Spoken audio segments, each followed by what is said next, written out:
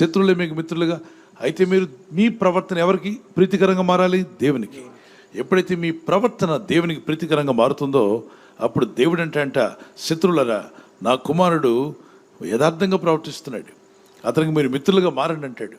23వ కీర్తనలో మీరు చదివి ఉంటారు, నా శత్రువుల ఎదుట నీవు నాకు భోజనం సిద్ధపరచదు. మీ శత్రువుల ఎదుట దేవుడు మీకు భోజనం సిద్ధపరచును గాక. అంటే అర్థం ఏంటి? మిమ్మల్ని ఎవరైతే ద్వేషిస్తున్నారో, ఎవరైతే దూషిస్తున్నారో, ఎవరైతే మిమ్మల్ని చిత్రహింసలు పెట్టాలని బాధిస్తూ అవమానపరుస్తున్నారో ఆ శత్రువే మిమ్మల్ని పిలిచి ఏం ఏర్పాటు చేస్తాడు?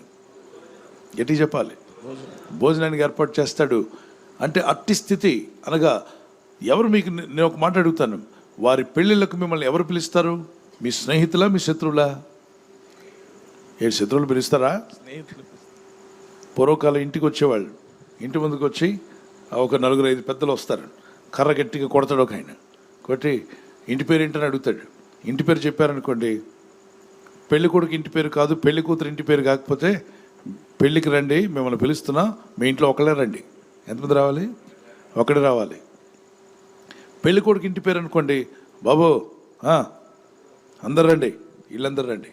పెళ్లి కూతురు ఇంటి వారు అనుకోండి, ఇళ్ళంతా రావాలి. పెళ్లి కొడుకు ఇంటి పేరు, పెళ్లి కూతురు ఇంటి పేరు కాదనుకోండి, పిలవడానికే వచ్చారు కానీ ఎంతమంది రావాలి? ఒకళ్ళో ఇద్దరు రండి, అంతకంటే ఎక్కువ రావద్దంటారు.